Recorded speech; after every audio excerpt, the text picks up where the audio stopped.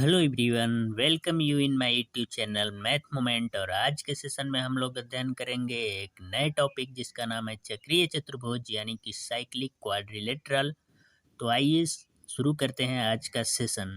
आज का सेशन का सबसे महत्वपूर्ण बात यह है कि हमें यह जानना है कि चक्रीय चतुर्भुज कहते किसे हैं। तो आइए जानते हैं कि चक्रीय चतुर्भुज कहते किसे हैं। यदि किसी चतुर्भुज के चारों शीर्ष एक ही वृत्त पर हों तो वह चक्रीय चतुर्भुज कहलाता है।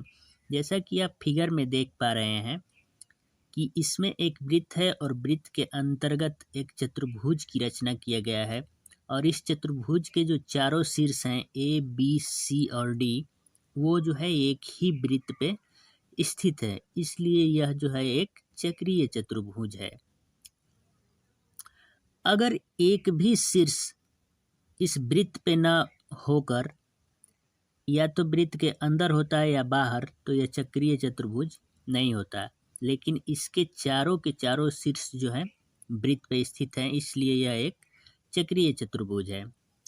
अगला जो इसमें पॉइंट है वो है ऐसे सभी बिंदु जो एक ही वृत्त पर स्थित होते हैं उन्हें चक्रीय बिंदु कहते हैं। तो जैसा कि ये सभी बिंदु हैं ए बी सी डी, ये सभी बिंदु हैं जो कि एक वृत्त पे स्थित हैं, इसलिए ये जो है एक चक्रीय बिंदु कहलाएंगे। अगला जो पॉइंट है, चक्रीय चतुर्भुज के आमने सामने का कोण एक दूसरे के सम्मुख कोण कहलाते हैं। जैसे कि आप फिगर में देख पा रहे हैं, एक बार और हम दोहराते हैं। चक्रीय चतुर्भुज के आमने सामने का कोण एक दूसरे के सम्मुख कोण कहलाते हैं। अब हम आपको फिगर में दिखाते हैं कि सम्मुख कोण का मतलब क्या होता है। जैसे ये एक चक्रीय चतुर्भुज है और चक्रीय चतुर्भुज के आमने सामने का कोण, जैसे कि ये कोण है हमारा P और इसके सामने का जो कोण है वो Q है, तो ये जो है एक सम्मुख कोण हो गए, सम्मुख कोण कहलाएंगे, आमने सामने का कोण। वैसे ही कोण R के सामने का जो कोण है वह कोण यस है, इसलिए R का सम्मुख कोण यस हो गया और यस का सम्मुख कोण R हो गया। तो ये जो है सम्मुख कोण कहलाते हैं। तो उम्मीद करते हैं कि आपको सम्मुख कोण समझ में आ गया होगा। जैसे कोण P का सम्मुख कोण Q तथा कोण R का कोण यस है। अब जो नेक्स्ट पॉइंट है वो है किसी चक्रीय चतुर्भुज के सम्मुख कोणों के प्रत्येक युग्म का योग 180 अंश होता है। अब जरा बात को समझिए, एक बार और मैं दोहराता हूँ कि किसी चक्रीय चतुर्भुज के सम्मुख कोणों के प्रत्येक युग्म का योग 180 अंश होता है। जैसे कि कोण P प्लस कोण Q बराबर 180, कोण R प्लस कोण S बराबर 180। तो हम आपको फिगर के माध्यम से समझाते हैं कि सम्मुख कोणों का योग 180 कैसे होता है। जैसे कोण P है और कोण Q है, तो कोण P और कोण Q का जो योग होगा मैं लिख कर बताता हूँ। जैसे कि कोण P और प्लस कोण Q ये सम्मुख कोण है और इन दोनों का जो योग होगा वो 180 डिग्री के बराबर होगा। ये एक कॉन्सेप्ट है। वैसे ही कोण R और कोण S का युग्म का योग जो है कोण R प्लस कोण S, इन दोनों का जो योग होगा 180 अंश होगा। सवाल हल करते वक्त इसका बहुत ज़रूरत पड़ेगा, तो ये याद रखने की बात है कि सम्मुख कोणों का जो योग होता है वह 180 अंश के बराबर होता है। सम्मुख कोण का मतलब P के सामने का जो कोण है Q, तो कोण P और प्लस कोण Q वो 180 के बराबर होंगे और कोण R प्लस कोण S भी 180 के बराबर होंगे। तो यही पॉइंट में बोला गया है कि किसी चक्रीय चतुर्भुज के सम्मुख कोणों के प्रत्येक युग्म का जो योग होता है 180 होता है। जैसे कोण P प्लस कोण Q बराबर 180 और कोण R प्लस कोण S बराबर 180। अगला जो पॉइंट है, किसी चक्रीय चतुर्भुज के सम्मुख कोण समपूरक होते हैं। समपूरक का मतलब 180। यही बात को वो दोहरा रहा है कि किसी चक्रीय चतुर्भुज के सम्मुख कोण समपूरक होते हैं। सम्मुख कोण यानी आमने सामने के कोणों का योग जो है 180 होता है। संपूरक का मतलब होता है 180। संपूरक का मतलब होता है 180 डिग्री। अब हमको कुछ और बातें समझनी है जिसे मैं क्वेश्चन के माध्यम से समझाता हूँ। जैसा कि आप देख सकते हैं,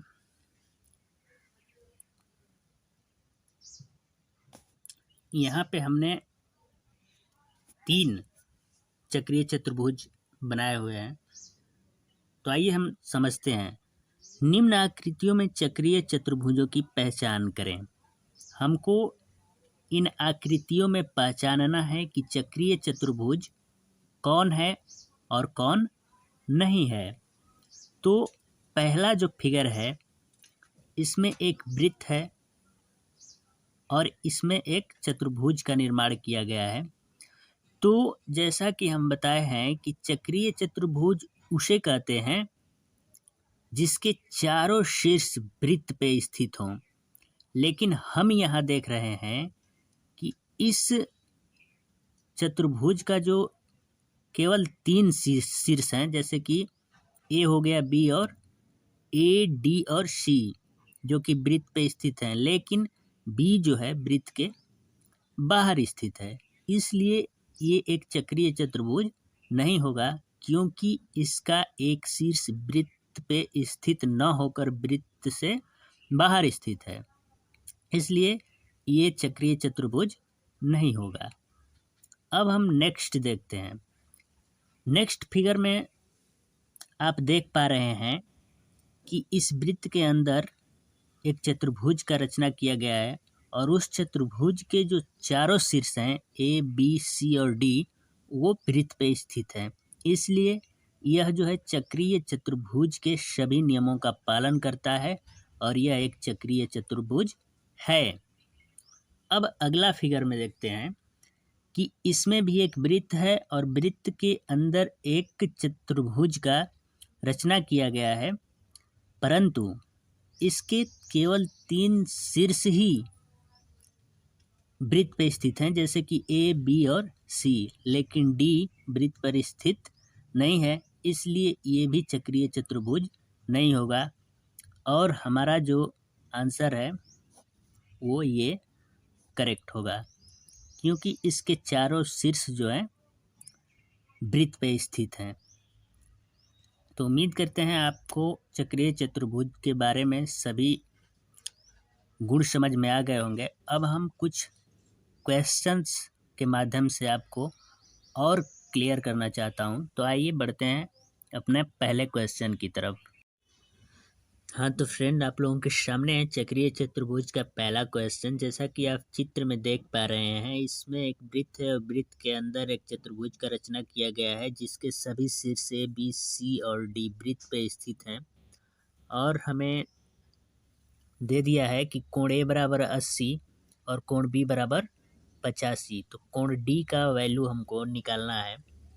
तो जैसा कि दोस्तों हमने बताया कि चक्रीय चतुर्भुज के जो सम्मुख कोण होते हैं, आमने सामने के जो कोण होता है, उनका योग जो है कि 180 अंश के बराबर होता है। हमसे पूछा गया है कोण डी कितना होगा।